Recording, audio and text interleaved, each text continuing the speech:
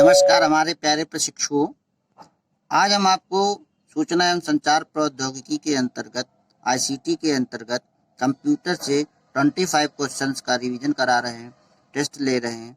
आज आप इसमें देखिए कितने क्वेश्चंस आपको आते हैं और हमारे कमेंट्स बॉक्स पे व्हाट्सएप पे भेजिएगा आपके कितने नंबर सही कर पाते हैं। और बहुत ही अच्छा है ये सुपर टेट के लिए, डीएलएड फर्स्ट सेमेस्टर के लिए और अन्य जितनी सारी परीक्षाएं हैं उनके लिए बहुत इम्पॉर्टेंट है। तो ध्यान से सुनिएगा, आराम से चारों ऑप्शन देखिएगा और फिर आप अपना सही दिमाग चलाइएगा। और अभी तक जिन्होंने सब्सक्राइब नहीं किया तो लाल बटन दबाकर सब्सक्राइब जरूर करें और अच्छा लगे तो लाइक और शेयर जरूर किया करें। पहला क्वेश्चन है, आधुनिक गणनात्मक युक्ति अबेकस का आविष्कार कहाँ हुआ था?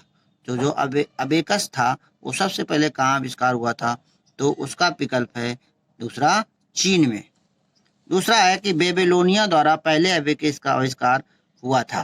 कब हुआ था? तो सबसे पहले बेबीलोनिया ने आविष्कार किया था, ये 3000 ईसा पूर्व किया था।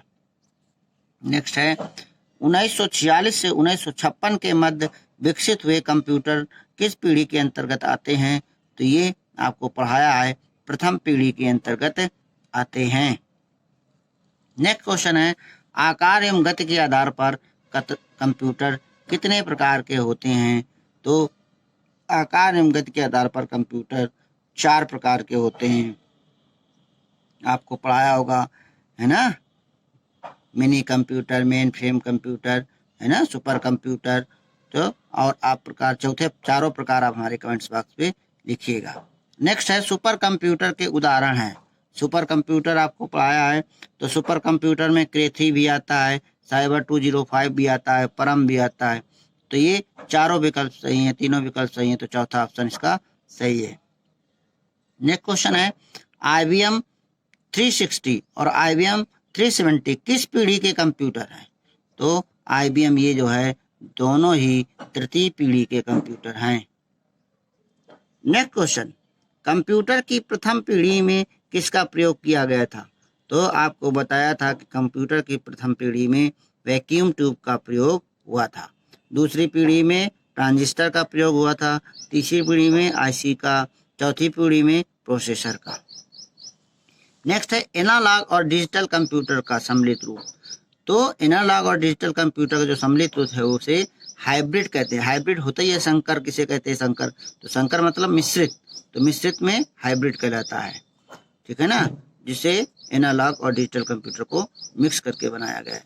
पीसी का क्वेश्चन पूछ लिया जाता है, ये आपके बीटीसी के डीएलएड के सब एग्जाम में आए हुए क्वेश्चन हैं। तो पीसी का पूरा नाम है पर्सनल कंप्यूटर्स। नेक्स्ट है, कंप्यूटर की विशेषता क्या है?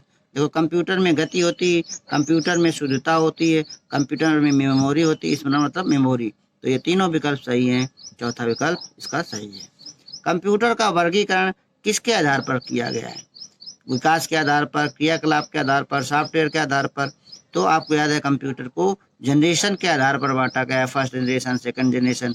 तो कंप्यूटर में कितनी पीढ़ियां होती हैं? 5 पीढ़ियां होती हैं। तो ये विकास के आधार पर बांटा गया है।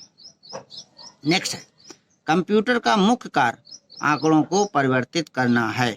तो किसको आंकड़ों को परिवर्तित करता है? जो हम सूचना देते हैं तो सूचनाओं को परिवर्तित करना है। नेक्स्ट है, प्रोसेसिंग कहलाती है।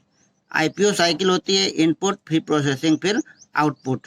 तो आईपीओ साइकिल के अंतर्गत प्रोसेसिंग, तो उसमें क्या होता है? डाटा को व्यवस्थित करना और डाटा का गणना करना, ये दोनों आ जाते हैं। उपयुक्त दोनों सही है, तो प्रोसेसिंग के अंतर्गत आता है। निम्नलिखित में कौन कह रहा है कि मिनी कंप्यूटर नहीं है? तो मिनी कंप्यूटर यहाँ पर IBM 370 है, ये मिनी कंप्यूटर में नहीं आवा कि तीनों मिनी कंप्यूटर। नेक्स्ट है, कंप्यूटर की कुल कितनी पीढ़ियों में बांटा गया? तो कंप्यूटर को 5 पीढ़ियों में बांटा गया है, 5 जनरेशन है कंप्यूटर की। तो नेक्स्ट क्वेश्चन है, प्रथम पीढ़ी का पहला कंप्यूटर कौन है? तो ये प्रथम पीढ़ी का पहला कंप्यूटर आपको पढ़ाया था, ENIAC है। ENIAC का फुल फॉर्म हमारे कमेंट्स बॉक्स पे लिखिएगा। नेक्स्ट है, प्रयोग के आधार पर कंप्यूटर के कितने प्रकार होते हैं? तो प्रयोग के आधार पर कंप्यूटर के आपको पढ़ाया है, एनालॉग, डिजिटल और हाइब्रिड, 3 प्रकार के होते हैं। तो चौथा विकल्प सही है। पावर पॉइंट क्या है? तो पावर पॉइंट से हम क्या करते हैं? अपनी जो फाइल्स होते हैं, जो अपने जो पढ़ाने के तरीके हैं, या जो चीज़ प्रोजेक्ट है, सबको क्या करते हैं, प्रेजेंट करते हैं। तो पावर पॉइंट क्या है, प्रेजेंटेशन है। नेक्स्ट है कंप्यूटर साक्षरता दिवस कब मनाया जाता है, तो इसको बताया था 2 दिसंबर को मनाया जाता है। ये आपके पेपर में कई बार आया है। नेक्स्ट है बैंक को एटीएम किस प्रकार से जुड़े रहते हैं या किसके उदाहरण है, तो लैन है कि वैन है कि मैन है, ये सभी हैं, तो ये वैन है, ठीक है ना। तो लैन वैन मैन आप याद करिए, तो ये वैन के अंतर्गत आता है।